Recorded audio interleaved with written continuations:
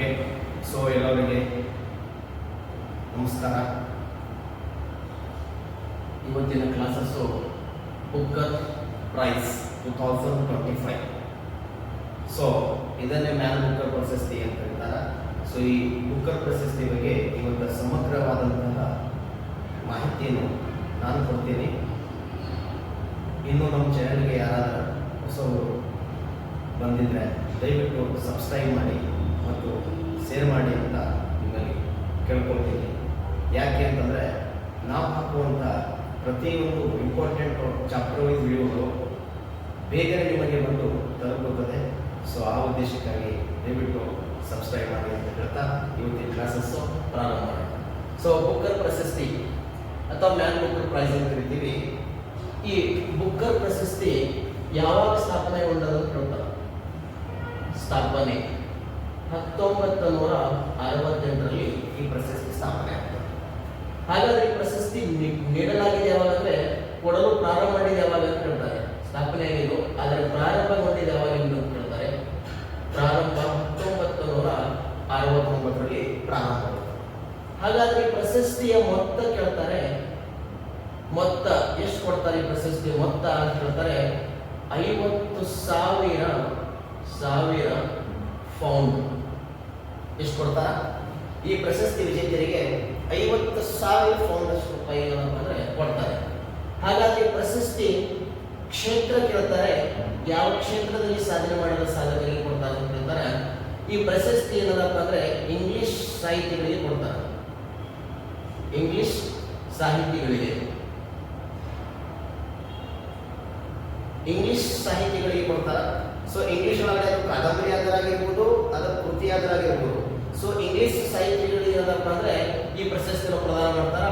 ಹಾಗಾದ್ರೆ ಆರಂಭಿಕವಾಗಿ ಸ್ಥಾಪನೆಗೊಂಡಾಗ ಈ ಪ್ರಶಸ್ತಿ ಮ್ಯಾನ್ ಬುಕ್ಕರ್ ಪ್ರಶಸ್ತಿ ಸ್ಥಾಪನೆಗೊಂಡಾಗ ಕೇವಲ UK, ಯುನೈಟೆಡ್ ಕಿಂಗ್ಡಮ್, ಐರ್ಲೆಂಡ್ ಮತ್ತು ಕಾಮನ್ವೆಲ್ತ್ ರಾಷ್ಟ್ರಗಳಿಗೆ ಮಾತ್ರ ಕೊಡ್ತಾ ಇತ್ತು. ಇಂಗ್ಲೆಂಡ್, ಐರ್ಲೆಂಡ್, ಕಾಮನ್ವೆಲ್ತ್ ರಾಷ್ಟ್ರಗಳಿಗೆ ಮಾತ್ರ ಕೊಡ್ತಾ ಇತ್ತು. 2013 ಸೆಪ್ಟೆಂಬರ್ 18ರಂದು ಈ ಪ್ರಶಸ್ತಿ ಏನಪ್ಪ ಅಂದ್ರೆ ಜಗತ್ತಿನಂತ ವಿಶ್ವದಲ್ಲಿ ಎಲ್ಲ ಏನಪ್ಪ ಅಂದ್ರೆ ಇಂಗ್ಲಿಷ್ ಸಾಹಿತಿಗಳಿಗೆ ಏನಪ್ಪ ಅಂದ್ರೆ ನೀಡುತ್ತಾ ಬರ್ತಾ ಇದೆ. 2013 ಸೆಪ್ಟೆಂಬರ್ 18ರಂತರ ಏನಪ್ಪ ಅಂದ್ರೆ ಈ ಪ್ರಶಸ್ತಿ ಏನಪ್ಪ ಅಂದ್ರೆ ವಿಶ್ವದಲ್ಲಿ ಎಲ್ಲ ಇಂಗ್ಲಿಷ್ ಸಾಹಿತಿಗಳಿಗೆ ನೀಡ್ತಾ ಬರ್ತಾ ಇದೆ. ಸಾಹಿತಿಗಳಿಗೆ ಸೊ ಜಗತ್ತಿನಲ್ಲಿ ಏನಪ್ಪ ಅಂದ್ರೆ ಇದು ಎಲ್ಲ ಇಂಗ್ಲಿಷ್ ಸಾಹಿತಿಗಳಿಗೆ ನೀಡಲಾಗಿದೆ. ಯಾವಾಗ ಅಂದ್ರೆ 2013 ಸೆಪ್ಟೆಂಬರ್ 18ರಂದು. ಅದಕ್ಕಿಂತ ಪೂರ್ವದಲ್ಲಿ ಕೇವಲ UK, ಐರ್ಲೆಂಡ್, ಕಾಮನ್ವೆಲ್ತ್ ರಾಷ್ಟ್ರಗಳಿಗೆ ಮಾತ್ರ ಕೊಡ್ತಾ ಇದೆ. ಪ್ರೆಸೆಂಟ್ ಎಲ್ಲ ರಾಷ್ಟ್ರಗಳಿಗೆ ಕೊಡ್ತಾ ಇದೆ ಅಂತ ಅರ್ಥ. ವಿಶ್ವದಲ್ಲಿ ಎಲ್ಲ ಸಾಹಿತಿಗಳು ಎಲ್ಲ ರಾಷ್ಟ್ರದ ಸಾಹಿತಿಗಳಿಗೆ ಕೊಡ್ತಾ ಇದೆ ಅಂತ ಅರ್ಥ ಇದೆ. ಹಾಗಾದ್ರೆ ಪ್ರಶಸ್ತಿ ಬಂದಾಗ ಪ್ರಶಸ್ತಿ ನೀಡುವ ದೇಶ ಯಾವುದು ಅಂತ ಕೇಳ್ತಾರೆ. ನೀಡುವ ದೇಶ, ಈ ಪ್ರಶಸ್ತಿ ನೀಡುವ ದೇಶ ಯಾವುದು ಅಂತ ಕೇಳಿದ್ರೆ UK, ಯುನೈಟೆಡ್ ಕಿಂಗ್ಡಮ್ ಅಂತ ಕರಿತೀವಿ. UK. ಹಾಗಾದ್ರೆ ಪ್ರಶಸ್ತಿ ಸ್ಥಾಪನೆ ಮಾಡಿದ ಸಂಸ್ಥೆ ಯಾವುದು?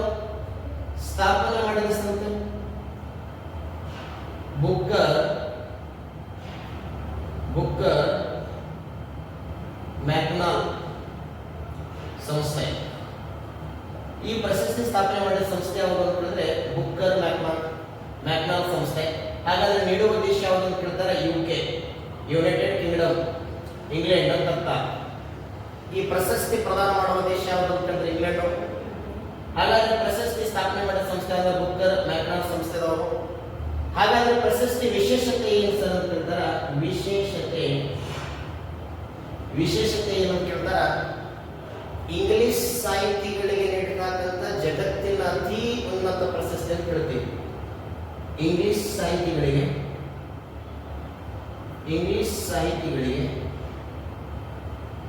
ನೀಡುವ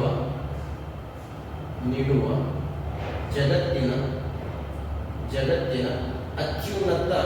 ಅತ್ಯುನ್ನತ ಪ್ರಶಸ್ತಿ ಇದಾಗಿದೆ. ಪ್ರಶಸ್ತಿ ನೋಡಿ. ಈ ಪ್ರಶಸ್ತಿ ವಿಶೇಷತೆ ಬಂದಂತೂ ಇಂಗ್ಲಿಷ್ ಸಾಹಿತಿಗಳಿಗೆ ನೀಡುವಂತ ಜಗತ್ತಿನ ಅತ್ಯುನ್ನತ ಪ್ರಶಸ್ತಿ ಯಾವುದು ಅಂತ ಹೇಳಿದ್ರೆ ಮ್ಯಾನ್ ಬುಕ್ಕರ್ ಪ್ರೈಸ್ ಬುಕ್ಕರ್ ಪ್ರಶಸ್ತಿ ಅಂತ ಕರಿತೀವಿ. ಹಾಗಾದ್ರೆ ಒನ್ಸ್ ಮೋರ್ ವಾಪಸ್ ಬನ್ನಿ. ಈ ಬುಕ್ಕರ್ ಪ್ರೈಸ್ ಏನದಪ್ಪ ಅಂದ್ರೆ ಸ್ಥಾಪನೆಗೊಂಡಿದೆ ಯಾವಾಗ? 1968. ಹಾಗಾದ್ರೆ ಪ್ರಾರಂಭ ಆಗಿದೆ ಯಾವಾಗ? ಕೊಡಲು ಚಾಲೂ ಮಾಡಿದ ಯಾವಾಗ ಅಂತ ಹೇಳಿದ್ರೆ 1969. ಹಾಗಾದ್ರೆ ಮೊತ್ತ ಅಂತ ಕೇಳಿದ್ರೆ 50,000 ಪೌಂಡ್ ಇಂಗ್ಲೆಂಡ್ ಕರೆನ್ಸಿ ಪೌಂಡ್. ಹಾಗಾದ್ರೆ ಕ್ಷೇತ್ರ ಅಂತ ಕೇಳಿದ್ರೆ ಇಂಗ್ಲಿಷ್ ಸಾಹಿತಿಗಳಿಗೆ ಇರ್ತಾರೆ. ಸೊ ಇಂಗ್ಲಿಷ್ ಒಳಗಡೆ ಹೇಳಪ್ಪ ಅಂದ್ರೆ ಅತ್ಯುತ್ತಮವಾದಂತ ಸಾಧನೆ ಮಾಡಿರ್ಬೇಕಂತ ಸಾಹಿತಿಗಳಿಗೆ ಮಾತ್ರ ನೀಡುತ್ತಾರೆ. ಹಾಗಾದ್ರೆ ಆರಂಭಿಕವಾಗಿ ಇಂಗ್ಲೆಂಡ್, ಐರ್ಲೆಂಡ್ ಕಾಮನ್ವೆಲ್ತ್ ರಾಷ್ಟ್ರಗಳಿಗೆ ಮಾತ್ರ ಕೊಡ್ತಾ ಇತ್ತು. 2013 ಮತ್ತು 2013 ಸೆಪ್ಟೆಂಬರ್ 18ರಂದು ಏನಪ್ಪ ಅಂದ್ರೆ ವಿಶ್ವದಲ್ಲಿ ಎಲ್ಲ ಸಾಹಿತಿಗಳಿಗೆ ಏನಪ್ಪ ಅಂದ್ರೆ ಪ್ರಶಸ್ತಿ ಪ್ರದಾನ ಮಾಡ್ತಾ ಇದೆ. ಹಾಗಾದ್ರೆ ನೀಡುವ ದೇಶ ಅಂತ ಕೇಳಿದ್ರೆ ಯುಕೆ, ಯುನೈಟೆಡ್ ಕಿಂಗ್ಡಮ್. ಸ್ಥಾಪನೆ ಮಾಡಿದ ಸಂಸ್ಥೆ ಯಾವುದು ಅಂತ ಹೇಳಿದ್ರೆ ಬುಕ್ಕರ್ ಮ್ಯಾಕ್ನಾಲ್ ಸಂಸ್ಥೆ ಪ್ರಶಸ್ತಿಯನ್ನು ಸ್ಥಾಪನೆ ಮಾಡ್ತಾರೆ. ಹಾಗಾದ್ರೆ ಪ್ರಶಸ್ತಿ ವಿಶೇಷತೆ ಅಂತ ಹೇಳಿದ್ರೆ ಇಂಗ್ಲಿಷ್ ಸಾಹಿತ್ಯಗಳಿಗೆ ನೀಡುವಂತ ಜಗತ್ತಿನ ಅತ್ಯುನ್ನತ ಪ್ರಶಸ್ತಿ ಅಂತ ಕರಿತೀವಿ. ಹಾಗಾದರೆ ಈ ಪ್ರಶಸ್ತಿಯನ್ನು ಪಡೆದುಕೊಂಡ ಮೊಟ್ಟ ಮೊದಲ ವ್ಯಕ್ತಿ ಯಾರು ಅಂತ ಹೇಳ್ತಾರೆ? ಪಿ.ಎಚ್. ನ್ಯೂಬೈ. ಈ ಪಿ.ಎಚ್. ನ್ಯೂಬೈ ಅವರು 1969ರಲ್ಲಿ ಮೊಟ್ಟ ಮೊದಲ ಪ್ರಶಸ್ತಿ ವಿಜೇತ ಮ್ಯಾನ್ ಬುಕ್ಕರ್. ಇವರ ಕೃತಿ ಯಾವುದು ಅಂತ ಹೇಳಿದ್ರೆ something to the answer for something to the answer for ಎಂಬ ಕೃತಿಗೆ ಮೊಟ್ಟ ಮೊದಲ ಬಾರಿಗೆ ಪಿ.ಎಚ್. ನ್ಯೂಬೈ ಅವರಿಗೆ ಪ್ರಶಸ್ತಿ ಪ್ರದಾನ ಮಾಡಲಾಗಿದೆ. ಹಾಗಾದ್ರೆ ಇತ್ತೀಚಿನ ಪ್ರಶಸ್ತಿ ಅಂತ ಹೇಳ್ತಾರೆ 2022ರಲ್ಲಿ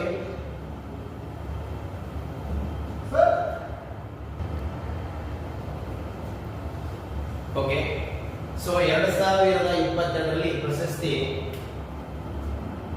ಸೆಹೆನ್ ಕರುಣಾ ತಿಲಕ್.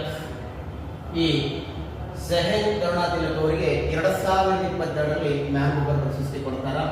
ಹಾಗಾದ್ರೆ ಇವರು ಯಾವುದು ಅಂತ ಹೇಳಿದ್ರೆ ಮಾಲಿ ಅಲ್ಮೆಡಾದ 7 ಚಂದ್ರಗಳು. ಇವರು ಕೃತಿ ಬುಕ್ರಿ ಮಾಲಿ ಅಲ್ಮೆಡಾದ 7 ಚಂದ್ರಗಳು. ಲಾಸ್ಟ್ ಎಕ್ಸಾಮ್ಗೆ ಕ್ವಶನ್ಸ್ ಆಗಿತ್ತು, ನೆನಪಿರಲಿ. 2022ರಲ್ಲಿ ಸೆಹೆನ್ ಕರುಣಾ ತಿಲಕ್ ಅವರಿಗೆ ಮಾಲಿ ಅಲ್ಮೆಡಾದ 7 ಚಂದ್ರಗಳು ಎಂಬ ಕೃತಿಗೆ ಏನದಪ್ಪ ಅಂದ್ರೆ ಬುಕ್ಸ್ ಗಳಿಗೆ ಏನದಪ್ಪ ಅಂದ್ರೆ 2022 ಮ್ಯಾನ್ ಬುಕ್ಕರ್ ಪ್ರಶಸ್ತಿಯನ್ನು ನೀಡಲಾಗಿತ್ತು. ಹಾಗಾದ್ರೆ ಸರಿ 2023ರಲ್ಲಿ ಯಾರಿಗೆ ಅಂತ ಕೇಳ್ತಾರೆ? ಇವರು ಯಾವ ದೇಶಕ್ಕೂ ಕೇಳಬಹುದು ಎಕ್ಸಾಮ್ ನೆನಪಿಟ್ಕೊಂಡ್ರೆ ಶ್ರೀಲಂಕಾ ದೇಶದವರು. ಶ್ರೀಲಂಕಾ ಸೆಹೆನ್ ಕರುಣಾ ತಿಲಕ್ ಅವರು ಶ್ರೀಲಂಕಾ ದೇಶದವರು. Something to the answer for ಕೃತಿಗೆ PH. ನ್ಯೂಬೈ ಅವರಿಗೆ ಮೊಟ್ಟ ಮೊದಲ ಏನಪ್ಪ ಅಂದ್ರೆ ಪ್ರಶಸ್ತಿ ಪ್ರದಾನ ಮಾಡ್ತಾರ. ಅದು ಯಾವ ದೇಶದವರು ಅಂತ ಹೇಳಿದ್ರೆ ಯುಕೆ, ಇಂಗ್ಲೆಂಡ್ ಅವರು. ಹಾಗಾದ್ರೆ 2023 ಏನಪ್ಪ ಅಂದ್ರೆ ಪಾಲ್ ಲಿಂಚ್. ಈ ಪಾಲ್ ಲಿಂಚ್ ಅವರಿಗೆ ಏನಪ್ಪ ಅಂದ್ರೆ ಪ್ರಶಸ್ತಿ ಪ್ರದಾನ ಮಾಡ್ತಾರೆ 2023. ಹಾಗಾದ್ರೆ ಯಾವ ಬುಕ್ಸ್ ಗೆ ಅಂತಂದ್ರೆ ಯಾವ ಕೃತಿಗೆ ಅವರಿಗೆ ಕೊಡ್ತಾರೆ ಅಂತ ಹೇಳಿದ್ರೆ ಪ್ರೊಫೆಟ್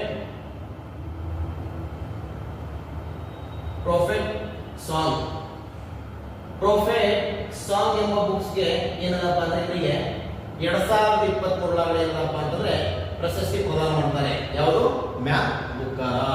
ಹಾಗಾದ್ರೆ ಪ್ರಶಸ್ತಿ 2024 ಯಾರಿಗೆ ಯಾರು ಅಂತ ಕೇಳ್ತಾರೆ? 2024 ಏನಪ್ಪ ಅಂದ್ರೆ ಯಾರಿಗೆ ಯಾರು ಅಂತ ಕೇಳ್ತಾರ? ಸಾಮಂತ ಹಾರ್ವೆ. 2024 ಸಾಮಂತ ಹಾರ್ವೆ ಅವರಿಗೆ ಏನಪ್ಪ ಅಂದ್ರೆ ಮ್ಯಾನ್ ಬುಕ್ಕರ್ ಪ್ರಶಸ್ತಿ ಪ್ರದಾನ ಮಾಡ್ತಾರ. ಸಾಮಂತ ಹಾರ್ವೆ ಅವರಿಗೆ ಮ್ಯಾನ್ ಬುಕ್ಕರ್ ಪ್ರಶಸ್ತಿ ನೀಡ್ತಾರ. ಹಾಗಾದ್ರೆ ಸಾಮಂತ ಹಾರ್ವೆ ಅವರಿಗೆ ಮ್ಯಾನ್ ಬುಕ್ಕರ್ ಪ್ರಶಸ್ತಿ ಯಾವ ಕೃತಿಗೆ ನೀಡುತ್ತದೆ ಅಂತ ಹೇಳಿದ್ರೆ ಆರ್ಬಿಟಲ್. ಈ ಆರ್ಬಿಟಲ್ ಎಂಬ ಬುಕ್ಸ್ ಗೆ ಏನದಪ್ಪ ಅಂತಂದ್ರೆ ಕೃತಿಗೆ ಏನದಪ್ಪ ಅಂದ್ರೆ 2024 ಏನದಪ್ಪ ಅಂದ್ರೆ ಮ್ಯಾನ್ ಬುಕ್ಕರ್ ಪ್ರಶಸ್ತಿ ಇವರಿಗೆ ಲಭಿಸುತ್ತದೆ, ಗೊತ್ತಿರಬೇಕು.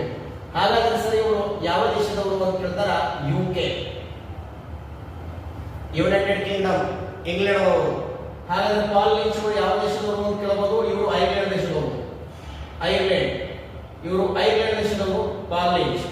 ಹಾಗಾದ್ರೆ ಮ್ಯಾನ್ ಬುಕ್ಕರ್ ಪ್ರಶಸ್ತಿ ಪಡೆದಾಗಂತ ಇತ್ತೀಚೆಗೆ ಅಂತ ಬಂದಾಗ 2022 ಗೊತ್ತಿರಬೇಕು. 2022 ಸೆಹೆನ್ ಕರುಣಾ ತಿಲಕ್ ಅವರು ಇವರು ಯಾವ ಕೃತಿಗೆ ಅಂತ ಹೇಳಿದ್ರೆ ಮಾಲಿ ಅಲ್ಮೆಡಾದ 7 ಚಂದ್ರಗಳು. ಯಾವ ದೇಶದವರು ಅಂತ ಶ್ರೀಲಂಕಾ ದೇಶದವರು.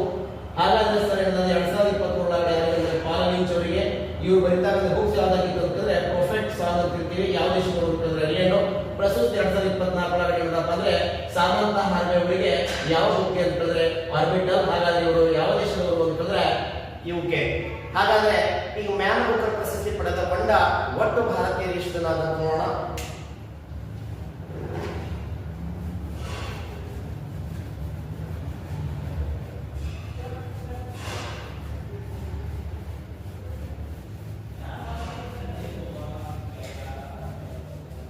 ಓಕೆ, ಸೊ ಮ್ಯಾನ್ ಬುಕರ್ ಪ್ರಶಸ್ತಿ ವಿಜೇತ ಒಟ್ಟು ಭಾರತೀಯರು ಎಷ್ಟು ಜನ ಅಂದ್ಕೊಳ್ತಾರೆ ಕ್ವಶನ್ಸ್ ನೆನಪಿಟ್ಕೊಳ್ಳಿ. ಹಾಗಾದ್ರೆ ಈ ಮ್ಯಾನ್ ಬುಕರ್ ಪ್ರಶಸ್ತಿ ವಿಜೇತ ಭಾರತೀಯರು ಕೇಳ್ತಾರೆ.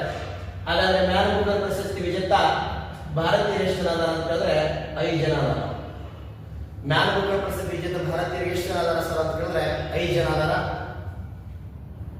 1971, 1981, 1997, 2006, 2008, 1, 2, 3, 4, 5. ಹಾಗಾದ್ರೆ ಸರಿ 1977 ಒಳಗಡೆ ಯಾರಿಗೆ ಕೊಡ್ತಾರೆ ಅಂದ್ರೆ VS ನೈಪಾಲ್ ಅವರಿಗೆ ಕೊಡ್ತಾರೆ. VS ನೈಪಾಲ್ ಅವರಿಗೆ ಏನಪ್ಪ ಅಂದ್ರೆ 1971 ಒಳಗಡೆ VS ನೈಪಾಲ್ ಅವರಿಗೆ ಕೊಡ್ತಾರೆ. ಹಾಗಾದ್ರೆ ಸರ್ ಇವರು ಯಾವ ಬುಕ್ ಕೊಡ್ತಾರೆ ಸರ್, ಯಾವ ಕೃತಿಗೆ ಕೊಡ್ತಾರೆ ಅಂದ್ರೆ ಇನ್ನೇ ಫ್ರೀ ಸ್ಟೇಟ್. ಇನ್ನೇ ಫ್ರೀ ಸ್ಟೇಟ್ ಎಂಬ ಬುಕ್ ಏನಪ್ಪ ಅಂದ್ರೆ ಇವರಿಗೆ 1970 ಒಳಗಡೆ VS ನೈಪಾಲ್ ಅವರಿಗೆ ಪಡೆದುಕೊಂಡ ಮೊಟ್ಟ ಮೊದಲ ಭಾರತೀಯ. ಹಾಗಾದ್ರೆ 1980 ಒಳಗಡೆ ಸಲ್ಮಾನ್ ರಶ್ದಿ, ಈ ಸಲ್ಮಾನ್ ರಶ್ದಿ ಅವರಿಗೆ ಕೊಡ್ತಾರೆ ದ ಮಿಡ್ ನೈಟ್ ಚಿಲ್ಡ್ರನ್ ಎಂಬ ಕೃತಿಗೆ.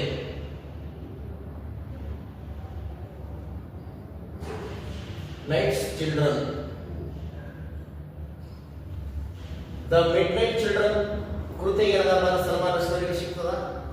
1997 ಒಳಗಡೆ ಅರುಂಧತಿ ರಾಯ್, ಈ ಅರುಂಧತಿ ರಾಯ್ ಅವರಿಗೆ 1987 ಒಳಗಡೆ ಪ್ರಶಸ್ತಿ ಬರ್ತದ. ಹಾಗಾದ್ರೆ ಇವರಿಗೆ ಏನಪ್ಪ ಅಂದ್ರೆ the god of small things, the god of small things. Arundhati Roy ಅವರು the god of small things ಎಂಬ ಕೃತಿಗೆ ಮ್ಯಾನ್ ಬುಕರ್ ಪ್ರಶಸ್ತಿ ಬರ್ತದ.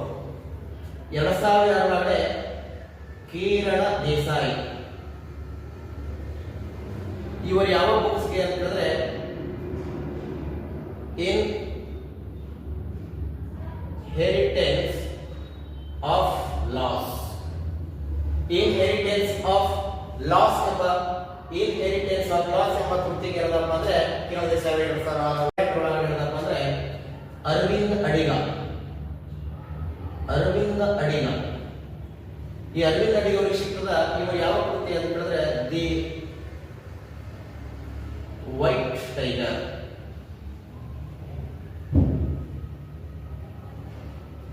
ದಿ ವೈಟ್ ಟೈಗರ್ ಕೃತಿಗೆ ಏನಪ್ಪ ಅಂದ್ರೆ ಅರವಿಂದ್ ಅಡಿಗ ಅವರಿಗೆ ಏನಪ್ಪ ಅಂದ್ರೆ ಪ್ರಶಸ್ತಿ ಕೊಟ್ಟರು. ಹಾಗಾದ್ರೆ ಈ ಬುಕ್ಕರ್ ಪ್ರಶಸ್ತಿ ಪಡೆದುಕೊಂಡಂತಹ ಒಟ್ಟು ಭಾರತೀಯರು ಅಂತ ಹೇಳಿದ್ರೆ 5 ಜನ. ಹಾಗಾದ್ರೆ 1970 ಒಳಗಡೆ VS ನೈಪಾಲ್ ಅವರಿಗೆ. ಹಾಗಾದ್ರೆ ಯಾವ ಕೃತಿಗೆ ಅಂತ ಹೇಳಿದ್ರೆ ಇಲ್ಲಿ ಫ್ರೀ ಸ್ಟೇಟ್ ಎಂಬ ಗ್ರಂಥಕ್ಕೆ. ಹಾಗಾದ್ರೆ 1981 ಒಳಗಡೆ ಸಲ್ಮಾನ್ ರಶ್ದಿ ನೀಡಿದ್ದಾರ. ಅವರು ಯಾವ ಕೃತಿ ಅಂತ ಹೇಳಿದ್ರೆ ದಿ ಮಿಡ್ ನೈಟ್ ಚಿಲ್ಡ್ರನ್ಸ್ ಕೃತಿಗೆ ಸಿಗ್ತದ. ಹಾಗಾದ್ರೆ 1987 ಒಳಗಡೆ ಅರುಂಧತಿ ರಾಯ್ ಅವರಿಗೆ the god of small things ಕೃತಿಗೆ ಸಿಗ್ತದ.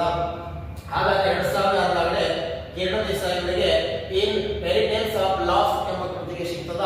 ಹಾಗಾದ್ರೆ 2008ರಲ್ಲಿ ಅರವಿಂದ್ ಅಡಿಗ ದಿ ವೈಟ್ ಟೈಗರ್ ಎಂಬ ಏನಪ್ಪ ಅಂದ್ರೆ ಪುಸ್ತಕಕ್ಕೆ ಇವರಿಗೆ ಪ್ರಶಸ್ತಿ ಸಿಗ್ತದ.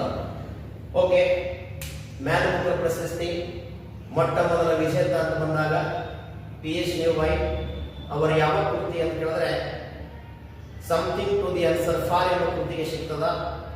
ಹಾಗಾದ್ರೆ 2022 ಒಳಗಡೆ ಶಹೀರ್ ಕರುಣಾತಿಲಕ್ ಅವರಿಗೆ ಕೊಡ್ತಾರ. ಅವರು ಯಾವ ಕೃತಿ ಅಂತ ಹೇಳಿದ್ರೆ ಅಲ್ಮೆಡಾದ 7 ಚಂದ್ರಗಳು. ಹಾಗಾದ್ರೆ ಅವರು ಯಾವ ದೇಶದವರು ಅಂತ ಹೇಳಿದ್ರೆ ಶ್ರೀಲಂಕಾ ದೇಶದವರು. 2023 ಒಳಗಡೆ ಪಾಲ್ ಲಿಂಚ್ ಅವರಿಗೆ ಪ್ರಶಸ್ತಿ ಪ್ರದಾನ ಮಾಡ್ತಾರ. ಅವರು ಯಾವ ಕೃತಿ ಅಂತ ಹೇಳಿದ್ರೆ ಪ್ರೊಫೆಟ್ ಸಾಂಗ್ ಎಂಬ ಕೃತಿಗೆ. ಹಾಗಾದ್ರೆ ಅವರು ಯಾವ ದೇಶದವರು ಅಂತ ಹೇಳಿದ್ರೆ ಐರ್ಲೆಂಡ್ ದೇಶದವರು. ಹಾಗಾದ್ರೆ 2024 ಒಳಗಡೆ ಸಾಮಂತ ಹರವಿ ಅವರಿಗೆ ಪ್ರಶಸ್ತಿ ಪ್ರದಾನ ಮಾಡ್ತಾರ. ಅವರು ಯಾವ ಕೃತಿ ಅಂತ ಹೇಳಿದ್ರೆ ಆರ್ಬಿಟಲ್ ಎಂಬ ಕೃತಿಗೆ ಪ್ರಶಸ್ತಿಯನ್ನು ಲಭಿಸ್ತದ. ಹಾಗಾದ್ರೆ ಈ ಪ್ರಶಸ್ತಿ ಸ್ಥಾಪನೆಗೊಂಡಿದೆ ಯಾವಾಗ ಅಂತ ಹೇಳಿದ್ರೆ 1968 ನೀಡಲಾಗಿದ್ದು 1969. ಹಾಗಾದ್ರೆ 1969 ಇಯರ್ ನಿಮಗೆ ಎಕ್ಸ್ಟ್ರಾ ಪಾಯಿಂಟ್ಗಳು ಗೊತ್ತಿರಬೇಕು. ಯಾವುದೇ ಒಂದು ಇಯರ್ ಬರ್ತಾ ಇದೆ ಅಂತ ಹೇಳಿದ್ರೆ ಅದಕ್ಕೆ ಪೂರಕವಾದಂತ ಕೆಲವು ವಿಷಯಗಳು ನಾವೇನು ಮಾಡಬೇಕು, ಕಲೆಕ್ಟ್ ಮಾಡಬೇಕು.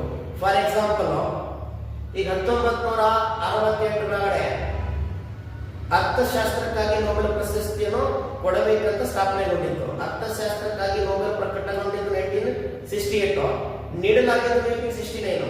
ಅರ್ಥಶಾಸ್ತ್ರಕ್ಕೆ ಪ್ರಶಸ್ತಿ ಪ್ರದಾನ ಮಾಡಿದ್ದು 1969. ಅದರ ಜೊತೆಗೆ ಏನದಪ್ಪ ಅಂದ್ರೆ ಭಾರತಕ್ಕೆ ನಿಮ್ಗೆ ಗೊತ್ತಿರಬೇಕು, ಭಾರತದಲ್ಲಿ ಏನದಪ್ಪ ಅಂತಂದ್ರೆ 1969 ಒಳಗೆ ಏನದಪ್ಪ ಅಂದ್ರೆ ದಾದಾ ಸಾಹೇಬ್ ಫಾಲ್ಕೆ ಪ್ರಶಸ್ತಿ ಕೂಡ ಸ್ಥಾಪನೆ ಆಗ್ತದ. 1969 ಒಳಗಡೆ ಇಸ್ರೋ ಕೂಡ ಸ್ಥಾಪನೆ ಆಗ್ತದ.